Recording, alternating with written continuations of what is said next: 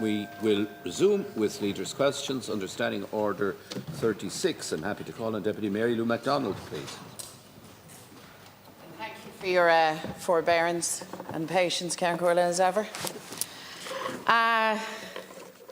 Taoiseach, your government is a serial waster of the public's money. Your waste leaves people shaking their heads in disbelief. The lack of accountability angers people. No accountability for the 336,000 bus shelter or bicycle shelter, nor for the €1.4 million security hut, nor for the doubling of costs for modular housing, and that's before we even mention the Children's Hospital.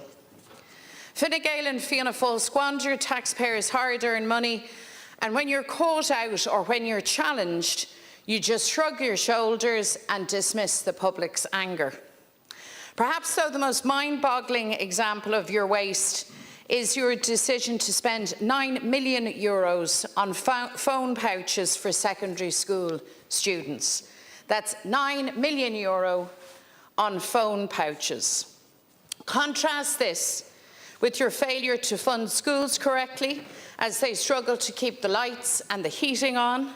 Only €10 million additional money for that. Worse still, you could only find less than €3 million for youth mental health services that are on the floor.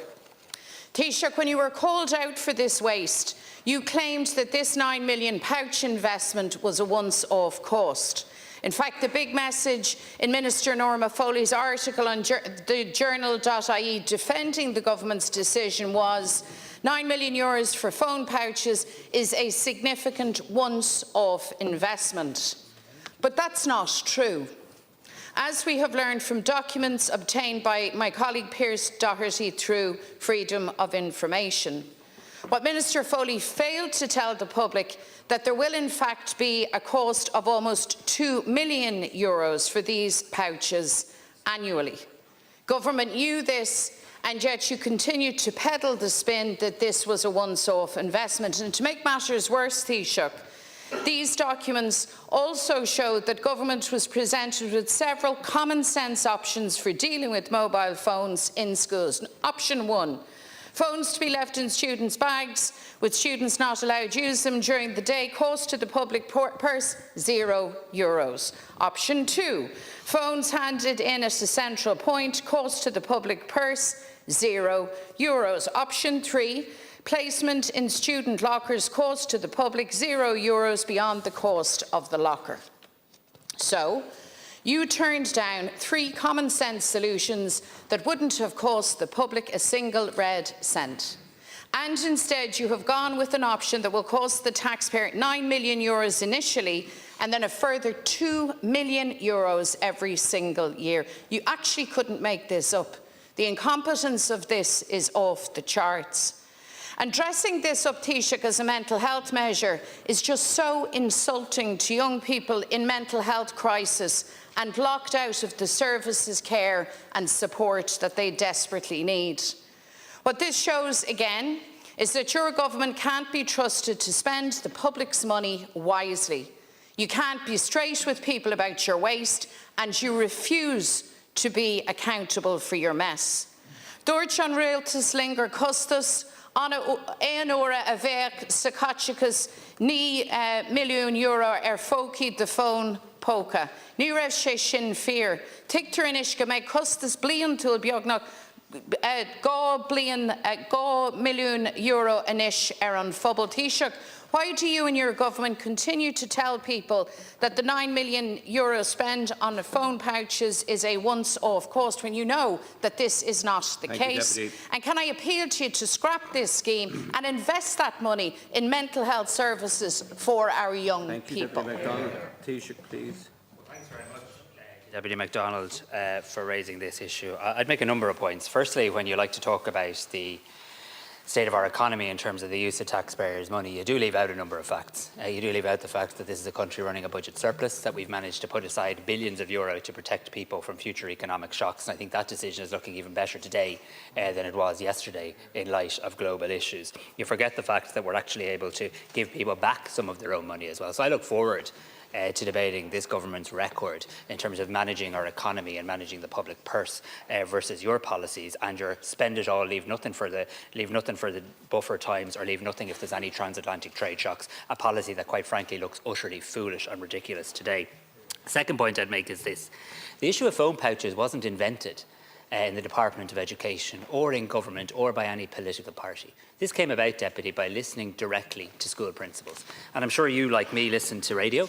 I'm sure you heard the students on Morning Ireland a couple of days back after this announcement. I'm sure you heard them talking about the benefit they had found from these pouches. I'm sure you've met the school principals, including the one in De La Salle College in Churchtown, where they introduced these self-locking pouches after staff reported an increase in disruption and how time-consuming it was, and how the principal highlighted how this initiative had improved the social skills of the students, had seen an increase in participation in extracurricular activities. So this is a government listening. You talk about listening. It's important to listen to people on the front line. We've listened to school principals. We've listened to teachers.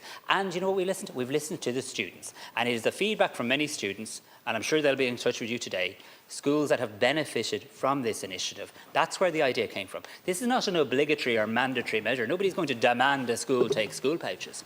This is if a school wants to avail of this, it's about 20 quid per student, a €20 investment, a €20 investment in the mental health and well-being of a student. And please don't say to me that it's in any way insulting to link this to mental health. It's not me linking it to mental health, it's the young people themselves. This is about a government listening and responding, because in schools right across the country, different schools have tried different initiatives to deal with smartphones. And you're right, some schools have adopted the suggestions that you've made, other schools have tried different approaches, and it's important that we help and assist in relation to that. Next point I'd make is this. You suggest that this all happened in isolation, and that this was the only investment in education, where of course this government has invested a huge amount in education, including in the most recent budget. We've allocated €12 billion to the Department of Education. It's going to help students, parents and education staff, including €51 million to extend the free school book scheme to students, benefiting 940,000 students. We have increased the capitation rate, which you've called upon us to do. We've done that. We've increased the capitation rate from €200 to €224 per student in primary schools, and from €345 to €386 per student in post-primary school. This 12% increase will assist schools with increased day-to-day running costs, because I know running costs are a real issue. In addition to that, we've provided €45 million in cost of living supports for all primary, special and post-primary schools in the free scheme to help them deal with costs. We've employed more special needs assistants, more special education teachers and more teachers in general.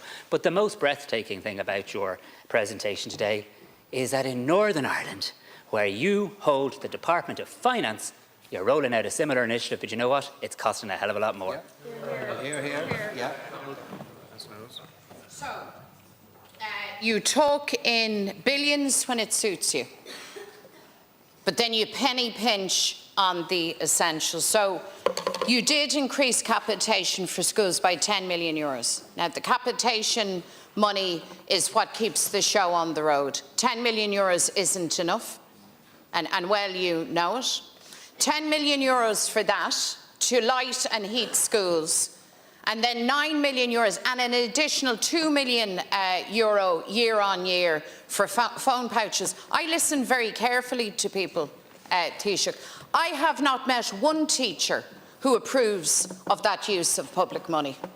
I have not met one family, I have not met one taxpayer out on the beat who thinks that that was a smart use of money. As a matter of fact, people are outraged by that, and all the more outraged when they discovered that a mere €3 million from all of your billions, €3 million for youth mental health services, at a time when you hear a lot from young people, their families, their educators, about how desperately people need these services, and the fact that they wait and wait and wait. I asked you to confirm, and you might do so for the Dáil, that actually €9 million is the initial outlay on these phone pouches, and that it will in fact cost the taxpayer €2 million annually for this Thank you, scheme. Deputy. Can you confirm that? Thank you, As a Deputy. matter of fact, Taoiseach, I have the documentation here. Taoiseach, please. So is it your position, phone pouches bad here, phone pouches good in Northern Ireland? And if it's not your position, will you call on the Sinn Féin Minister for Finance in Northern Ireland today to speak to her executive colleague and stop the rollout of the phone pouches in Northern Ireland? Because in Northern Ireland, you've already spent £250,000 on the provision of phone pouches. So phone pouches are clearly good in Northern Ireland for the children, but not good down here. Well, then you should really stop. Well, then you should stop. No, sorry, I'm just asking. I'm allowed to speak if that's okay. So that's the first point. The second point is, you say you haven't met these people. But you mustn't be listening to the radio. There have been school children on the radio talking about the benefit in their school. There have been school principals. I referenced a school principal there in De La Salle in Churchtown. There's references on Tuesday the 5th of November, which I think is yesterday, an article by Ken Fox of 6 different schools who've been contacted about their experience of the pouches, all of them describing it as very positive. This idea is coming from schools. Yeah. It's not mandatory, it's not obligatory, it's government listening to teachers, listening to principals and providing them with another option. It's €20 per kid to help support their mental health if the school wants it. Yeah, absolutely. Thank you very much. Taoiseach, time is pretty much up for this government. When Fianna Fáil and Fine Gael's alliance started, you were the civil war parties. Now it seems you're more like the phony war parties. For weeks there's been this kind of sniping in the media, not about policy, because it doesn't seem like there's much policy differences between you, but about personalities. That is what political debate has been reduced to. Petty insults and desperate jostling for positions just in advance of an election. It's a fairly ridiculous end to what has been a disastrous government for so many people. Because there are hundreds and thousands of people out there who've lost hope in a better future here, who are utterly disconnected from the success story that this government is trying to spin. Instead, you should be talking about the 500,000 adults living in their childhood bedrooms, how to address that. How do you think they feel, for example, when they hear the Taoiseach say, we've turned a corner on housing? Because they don't see a corner, they see a dead end. Their ability to build a life and put down roots in their communities destroyed by disastrous housing policies. Average house price increases of €85,000 in just 4 years is not a success. For individuals and families desperate to own their own homes, it is a betrayal. Taoiseach, disabled people have also been let down. When this government took office, you said disability was a priority. When you became Taoiseach, you even set up a new cabinet subcommittee to focus on this issue. What has it achieved? Nothing. Services are worse than they were when this government took office. People no longer even have any kind of expectation that they'll get the critical supports that they need. They've learned by experience that the only things they're guaranteed from the state are waiting lists and excuses. But you somehow still claim disability was a priority for this government. This is why the Social Democrats are making a full ministry for disability a deal breaker in any programme for government talks. Because we need the political weight of a ministry, the political will that has so blatantly been missing for so long. Until that happens, I don't believe that anything will change. Taoiseach, I'm sure that during this election campaign you'll insist that your plans in housing and disability and a whole range of other areas are working, or that somehow those plans will start working. That all you need is a bit more time, a few more years, and we'll begin to see the results. But we have been listening to the same lines from Fine Gael for nearly 14 years. Fine Gael have been in office for almost my entire adult life, and you've been a minister for most of that time. You've had more than enough time and more than enough money to address these issues, and you haven't. Why should anybody believe that Fine Gael will solve the crises facing the country when it is Fine Gael policy that has led us to them? Thank you, Deputy. Taoiseach, please. A colleague, but I don't think there's that big a difference between our ages. I'm not quite sure how I'm not sure how I've been a government minister almost all your adult life, but leave that aside. And this government, you'd like to portray our record in a certain way. That's fine. That's your job, and I look forward to debating that on the campaign trail. But this is a government that steered the country through COVID, steered the country through the biggest inflationary crisis, has created jobs for people, has been able to give people back some of their own money, including additional child benefit payments as recently as this week, and has been able to make a range of measures that have made children's lives and parents' lives better, including the rollout of free school books and hot school meals. And now at a time when the risk of a transatlantic trade shock is rising, we have actually managed to set aside resources to make sure that my children never have to live through the austerity that our generation did. So I'm proud of much of the progress that we made. And also, when it comes to moving people out of their childhood bedroom, there's 50,000 people who have been able to avail of the Help to Buy scheme, a scheme that I don't think you support and that you'd pull the rug from under first-time buyers. You asked a very direct question. What difference has it made since I decided to chair the Cabinet Committee on Disability? Allow me to tell you 4 things. Firstly, we've ratified the optional protocol on the UN Convention, something that I know you feel strongly about. We got it done.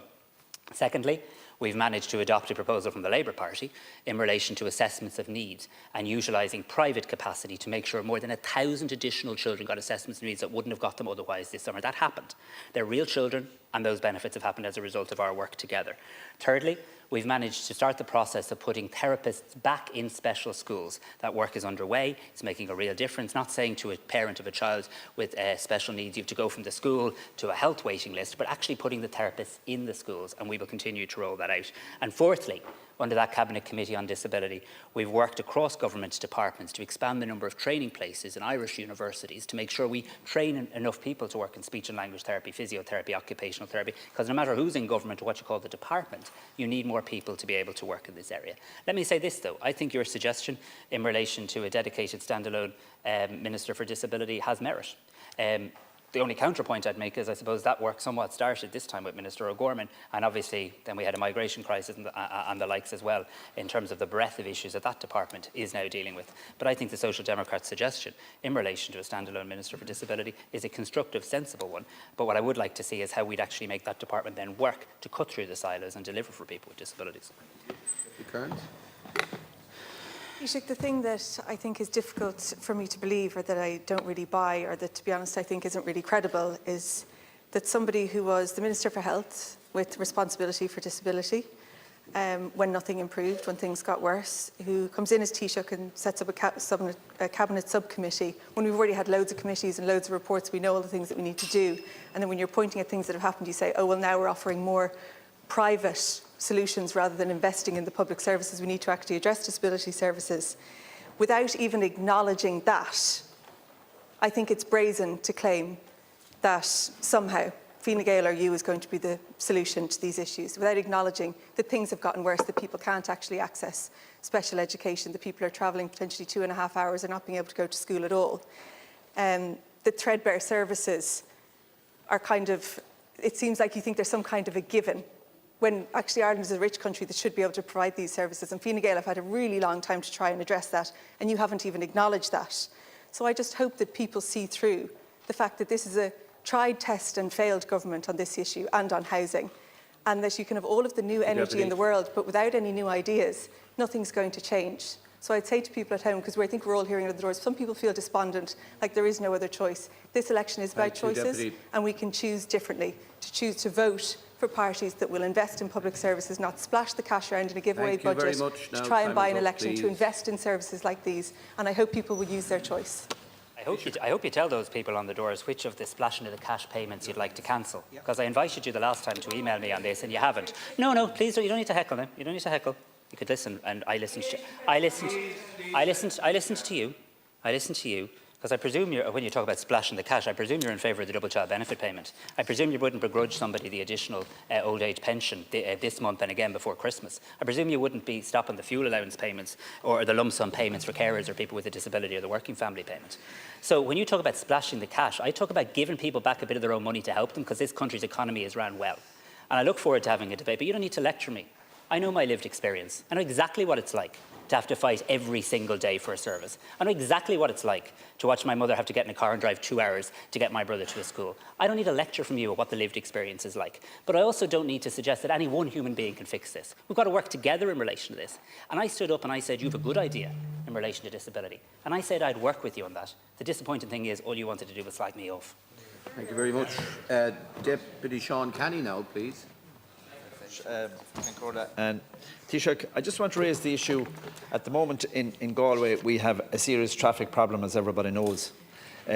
Galway City is the centre of the west of Ireland, but the way it's progressing at the moment is running into trouble in terms of traffic.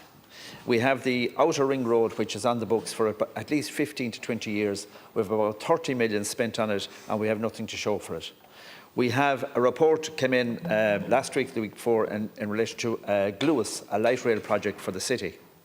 And the problem is we have a situation that in the east of the county, a lot of our young people, a lot of our workers, they go into work into Galway City every morning and they come out in the evening.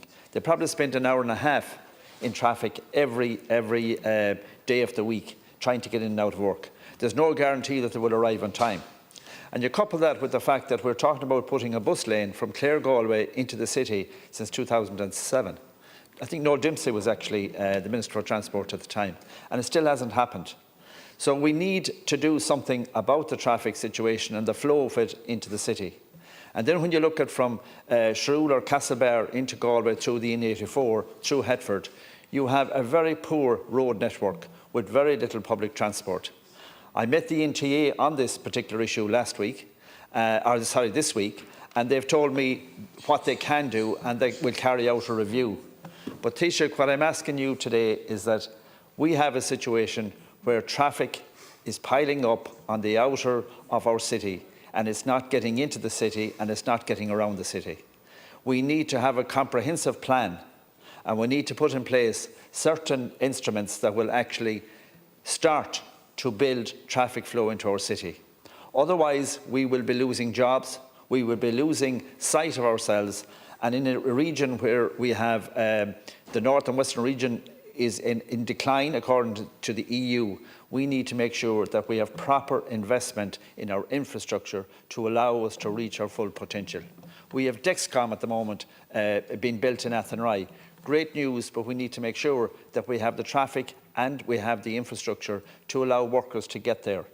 It is important that we look at this as a comprehensive crisis in the west of Ireland that we need to get resolved. And I would ask you to give me your comments on it, please. Thank you. Thank you, Deputy Canney. Taoiseach.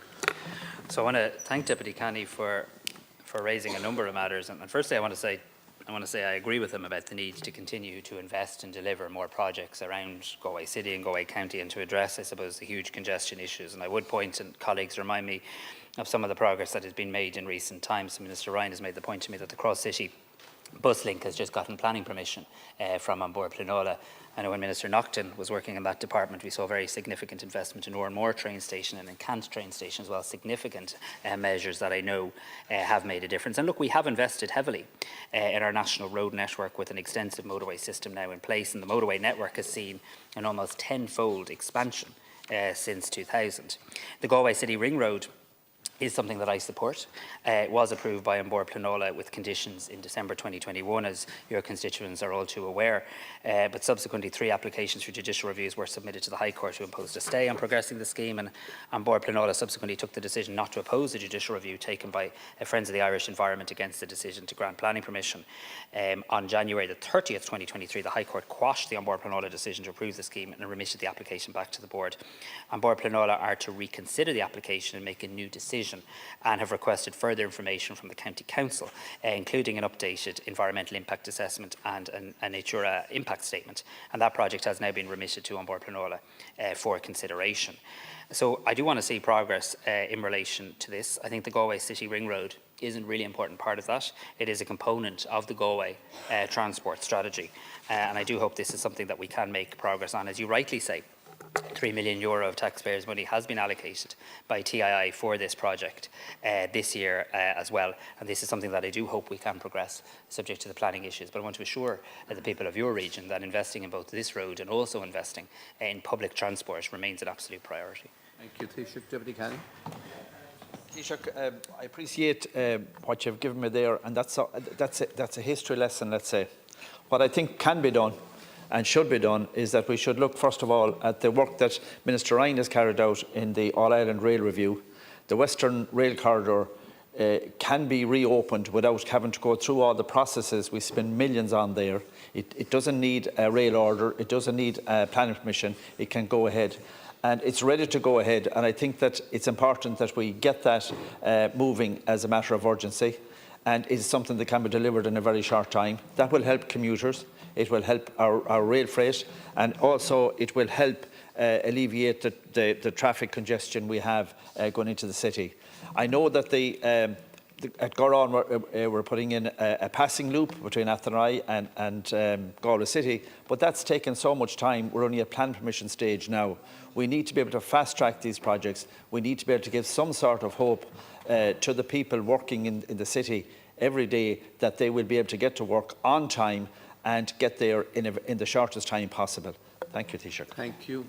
Taoiseach. Thanks, Deputy Canney. I definitely wasn't trying to give you a history lesson, but what I was trying to do, I suppose, was politely push back against the assertion that we're not investing in the transport infrastructure. And I know that those works that I referenced in Oranmore and Cant are underway, and I know you and others will indeed welcome that. And I think when it comes to Dexcom, I think the idea of the potential for rail freight siding there as well, that could also assist the company, and we're happy to work and engage constructively on that as well. I think the Western Rail Corridor is an exciting proposition, and I know that the recent All-Ireland Strategic Rail Review did recommend that we reopen the Western Rail Corridor. And I think that's really will be seen in time as a pivotal milestone moment in relation to this. And I note that it's a review that's been very warmly welcomed in Galway and in Mayo as well. And I might point out that the project has been highlighted in the review as one that you correctly say government can progress in a short time frame.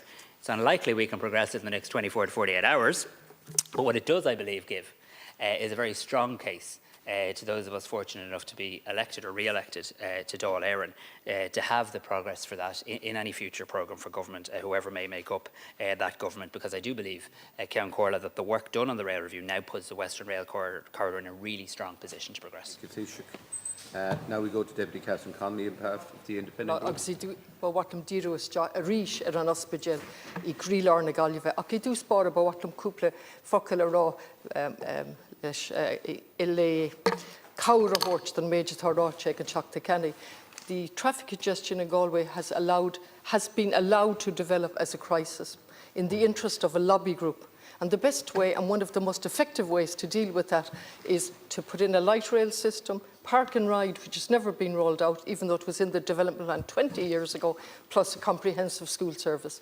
And when you gave the history lesson on the judicial review, you forgot to mention that the reason the decision was quashed because the Board Pleanála had failed to take in what their duties under the climate change. So that's very important. So I'll use my other 2 minutes now in relation to the hospital in Galway.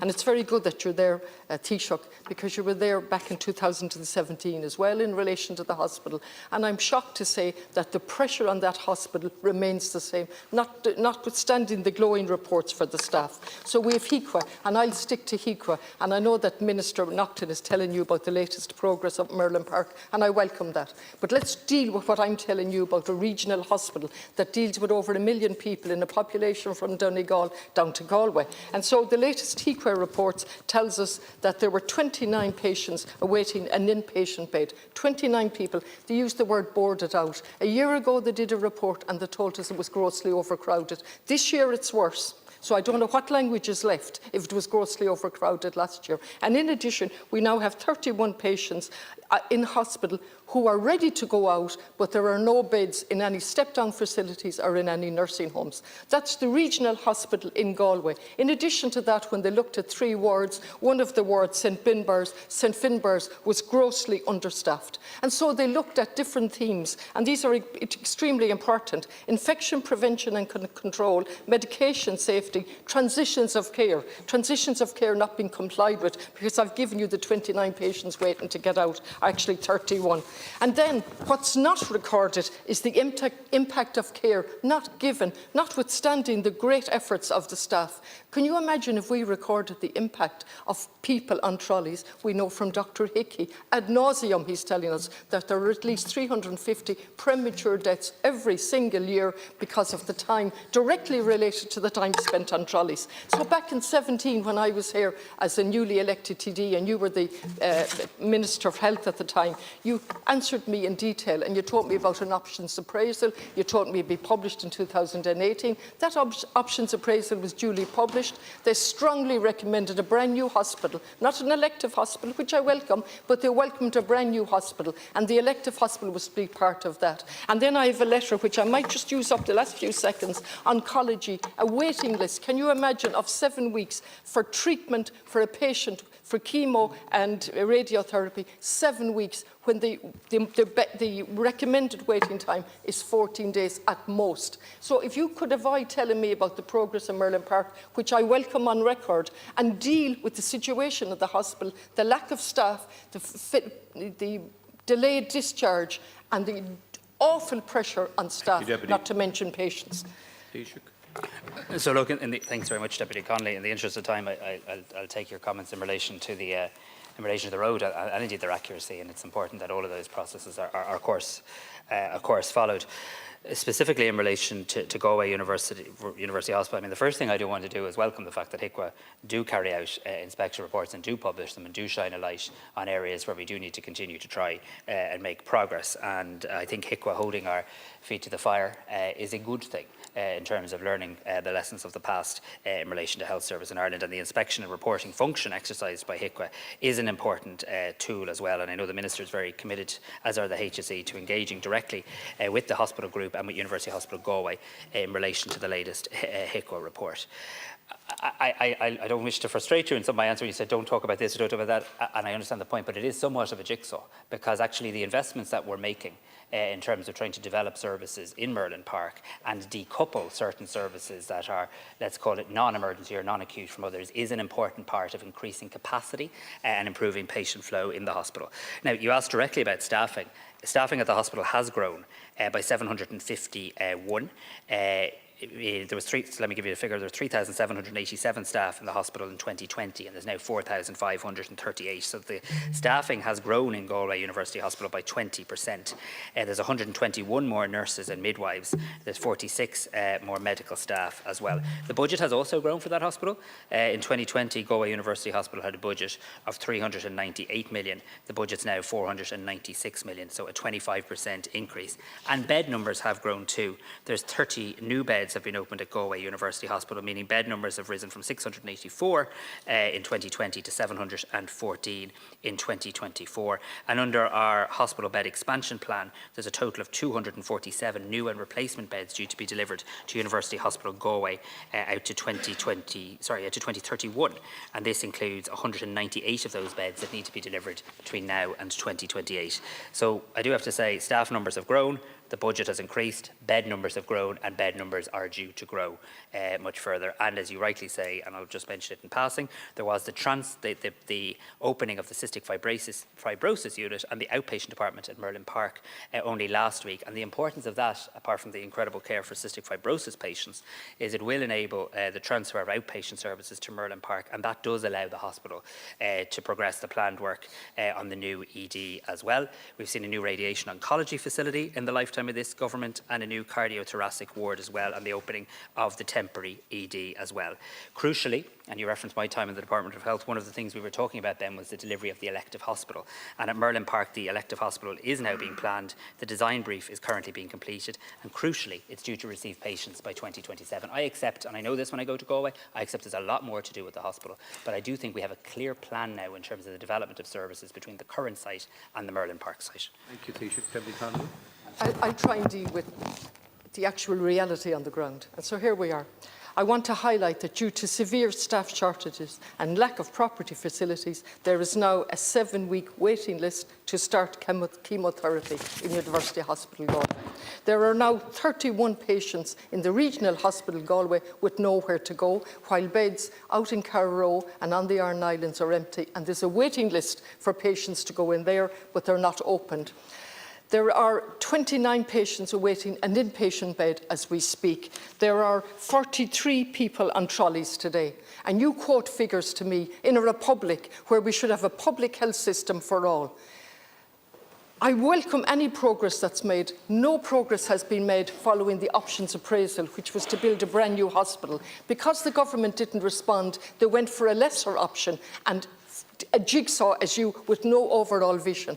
We have St Finbarr's orthopaedic ward with 5 staff missing, nursing care and assistants. We have an accident and emergency that has no planning permission, and in the meantime, in desperation, they put up a temporary one for 16 million. There's a whole new block to go up. It's nowhere to be seen. Deputy Minister O'Donoghue was there beside you when we talked about changing the system to make it easier, to allow these steps to be much easier. 2 former Taoiseach have told us that the accident and emergency in Galway is not fit for purpose. I and other colleagues have stood up here and talked about step 1, 2, 3 and 4 while you told us you were changing the process. In the meantime, the public hospital in Galway is absolutely under the most appalling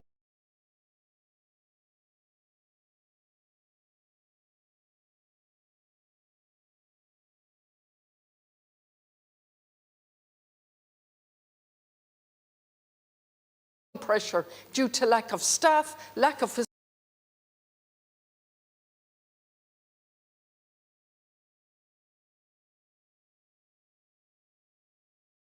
pressure due to lack of staff, lack of facilities and no dignity, no privacy. Thank you, Cairns. Thanks very much, Deputy Connolly. Firstly, specifically in relation to cancer care, I think there is an important issue to acknowledge, and I want to acknowledge at the record of the Dáil in relation to clinical specialist radiation therapists and radiation therapy posts in the hospital that are currently vacant. I think there's around 25% of vacancies, and I want to be absolutely crystal clear. Those posts are funded, and there's 2 open recruitment campaigns in relation to that, and I hope and expect to see progress on that because I know how important that is. In relation to the options appraisal, we have made a policy decision, and it's a policy decision very much in line with Sláinte Care, which is to decouple what they call emergency care from elective care. I sometimes think those words, we lose people with them because what does that mean? But coupling people who need to go into our hospital emergency from the people who need planned hospital procedures. That work is now underway. I'm not standing here suggesting that everything in relation to the health service in Galway is as it needs to be, but I am standing here saying with genuine belief and facts that in the lifetime of this government there are more nurses and more doctors working in the hospital. Staff numbers have grown, the budget's increased, trolley numbers are down, there are more beds and there are much more to come. They're down 2%. Thank you, Taoiseach. That concludes leaders' questions, and we move straight away to questions on policy or legislation. Deputy Mary Lou McDonald, please. Canncuala Taoiseach. I don't know if you're familiar with Dublin's city flat complexes. If you've been in and out of them, you'll know that they're fairly unique and indeed incredible communities. You would also observe how badly let down they have been by successive governments. Indeed, some of the living conditions for citizens in our inner cities are reminiscent of another era, such is the level of hardship, the extent to which there is overcrowding and damp and a real need for regeneration.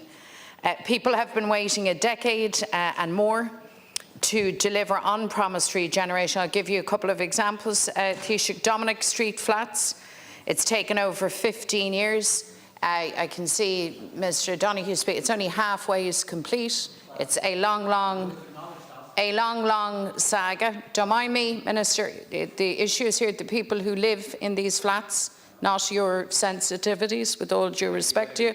O'Devney Gardens, 20 years on, 56 units only delivered, 6 years waiting for progress in Constitutional Hill, and I could go on and on and on. Can you tell us, Taoiseach, why these communities and families are left to wait and wait and live in conditions, can I say, Canncuala, that nobody here lives in, and that nobody here would be prepared or would tolerate living? Thank you, Deputy McDonald. Taoiseach, please. So I don't want to get in the way of a discussion between yourself and my colleague, Minister Donoghue, but I accept the important issue in relation to regeneration and regeneration of homes, of flats, but also of communities, and the importance of getting on with that. And I am proud of the progress that we have made. Dominic Street has now seen significant progress. We have seen Devoney Gardens, and I'm not sure your party was always in support in relation to that. In relation to Constitutional Hills, my understanding is it's now being upgraded. And we continue to want to see the regeneration of those projects. And I think, and I acknowledge you fed into this, I think that the Dublin City Centre Task Force does place a focus on a number of areas around this that I hope we can work on together in the time ahead. Yes, and I joke that it was an unfortunate choice of tie today, given the events that